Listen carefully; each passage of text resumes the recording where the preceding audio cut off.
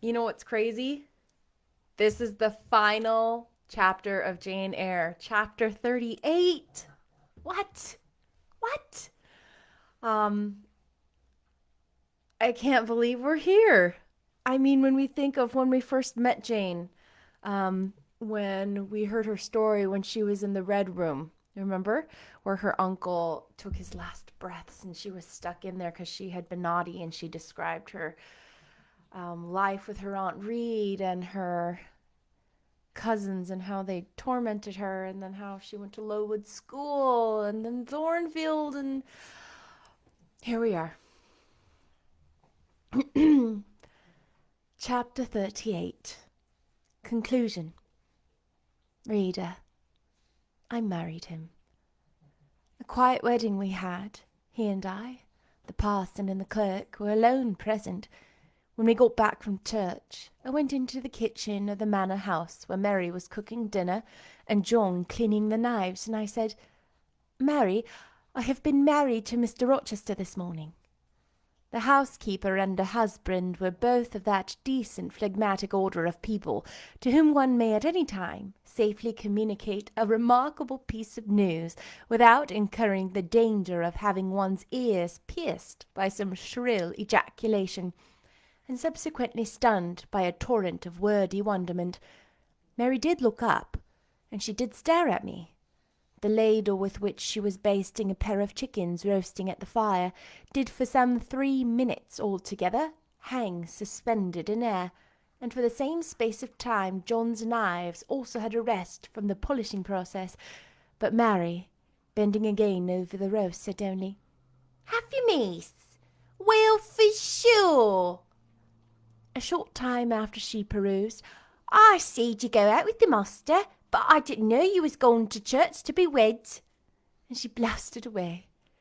John, when I turned to him, was grinning ear to ear.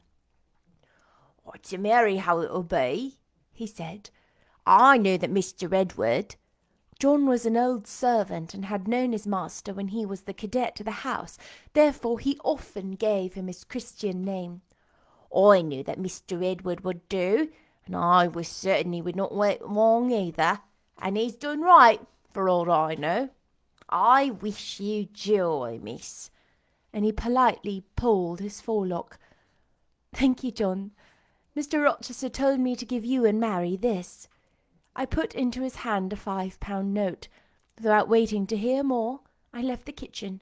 In passing the door of that sanctum some time after, I caught the words, "She'll happen do better for him nor any grand ladies," and again, "She bean't wanting a handsome miss, she known foul and very good nature, and eyes in fair beautiful, anybody may say that."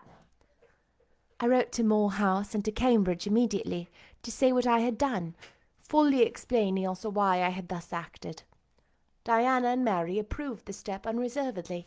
Diana announced that she would just give me time to get over the honeymoon, and then she would come to see me. "She had better not wait till then, Jane," said Mr. Rochester when I read her his letter. "If she does, she will be too late, for our honeymoon will shine our life long. Its beams will only fade over your grave or mine." How St. John received the news, I don't know. He never answered the letter in which I communicated it. Yet 6 months after, he wrote to me, without, however, mentioning Mr. Rochester's name or alluding to my marriage. His letter was then calm, and, though very serious, kind. He has maintained a regular, though not frequent, correspondence ever since. He hopes I am happy, and trusts I am not of those who live without God in the world, and only mind earthly things. Have you not quite forgotten little Adele, have you, reader? I had not. I soon asked and obtained leave of Mr. Rochester to go and see her at the school where she had placed. Her frantic joy at beholding me again moved me much. She looked pale and thin. She said she was not happy. I found the rules of the establishment were too strict, its course of study too severe for a child of her age. I took her home with me. I meant to become her governess once more, but I soon found this impracticable.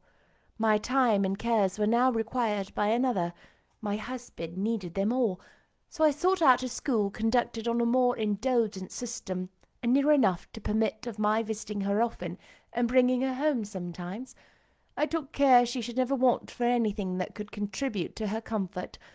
I soon settled in her new abode, became very happy there, and made fair progress in her studies. As she grew up, a sound English education corrected in a great measure her French defects, and when she left school I found in her a pleasing and obliging companion, docile, good-tempered, and well-principled. By her grateful attention to me and mine, she was long since well repaid any little kindness I ever had it in my power to offer her. My tale draws to its close. One word respecting my experience of married life, and one brief glance at the fortune of those whose names have most frequently recurred in this narrative, and I have done. I have now been married 10 years. I know what it is to live entirely for and with what I love best on earth. I hold myself supremely blessed beyond what language can express, because I am my husband's life as fully as he is mine. No woman was ever nearer to her mate than I am, ever so more absolutely bone of his bone and flesh of his flesh. I know no weariness of my Edward's society. He knows none of mine, any more than we do each of the pulsation of the heart that beats in our separate bosoms.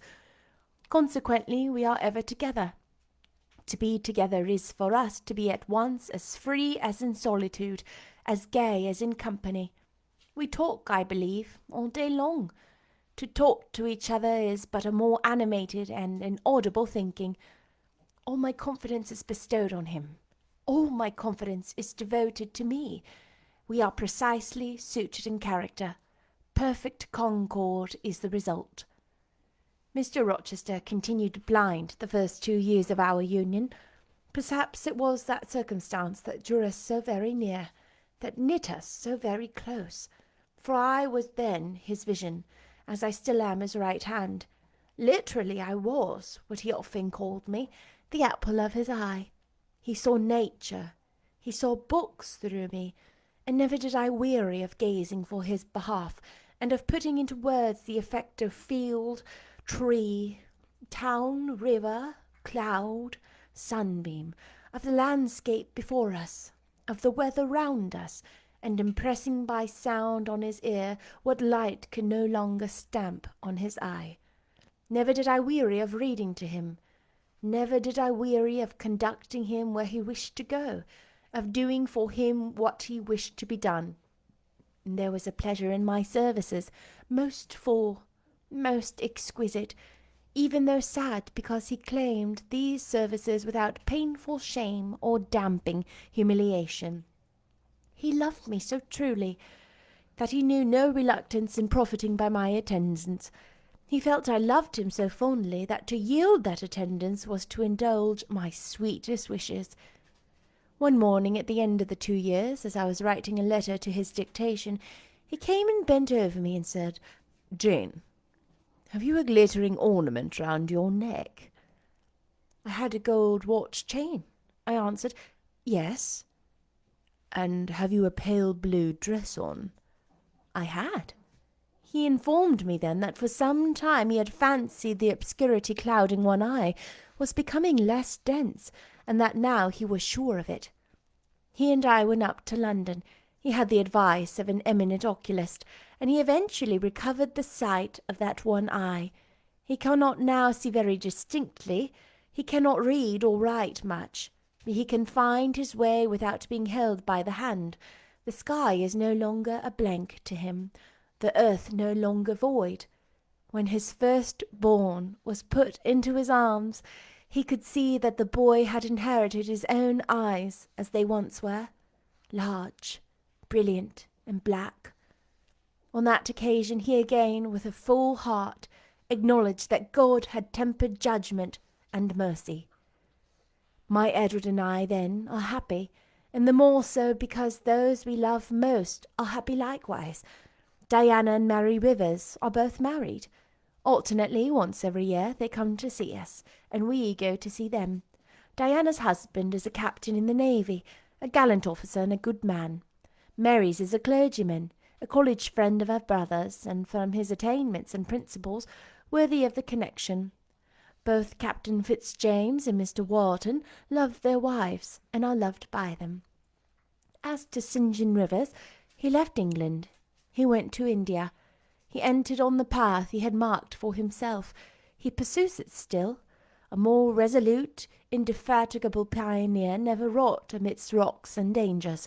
Firm, faithful, and devoted, full of energy and zeal and truth, he labours for his race. He clears their painful way to improvement. He hews down like a giant the prejudices of creed and caste that encumber it. He may be stern, he may be exacting, he may be ambitious yet, but his is the sternness of the warrior great heart, who guards his pilgrim convoy from the onslaught of Apollon. His is the exaction of the apostle who speaks but for Christ when he says, "Whomsoever will come after me, let him deny himself, and take up his cross and follow me." His is the ambition of the high master spirit which aims to fill a place in the first rank of those who are redeemed from the earth, who stand without fault before the throne of God, who share the last mighty victories of the Lamb, who are called and chosen and faithful. St. John is unmarried. He never will marry now. Himself has hitherto sufficed to the toil, and the toil draws near its close. His glorious sun hastens to his setting. The last letter I received from him drew from my eyes human tears, and yet filled my heart with divine joy. He anticipated his sure reward, his incorruptible crown.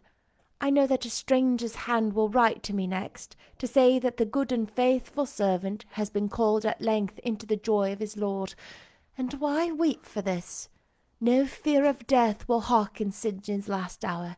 His mind will be unclouded. His heart will be undaunted. His hope will be sure. His faith steadfast. His own words are a pledge of this. "My master," he says, "has forewarned me.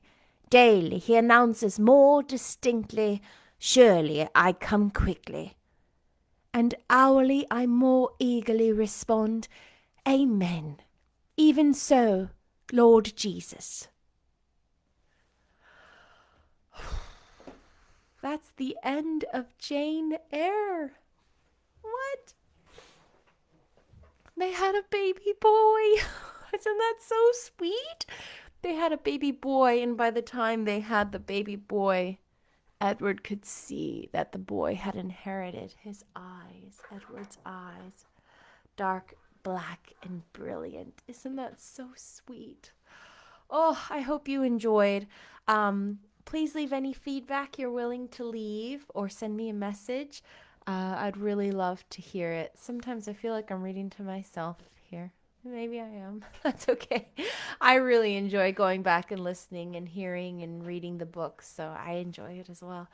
I'm considering reading Anne of Avonlea next. That's the sequel to Anne of Green Gables. Or maybe we'll stick more with the adult books. So maybe Pride and Prejudice. Maybe a different Jane Austen book. We'll see. I'll see you next time. Bye.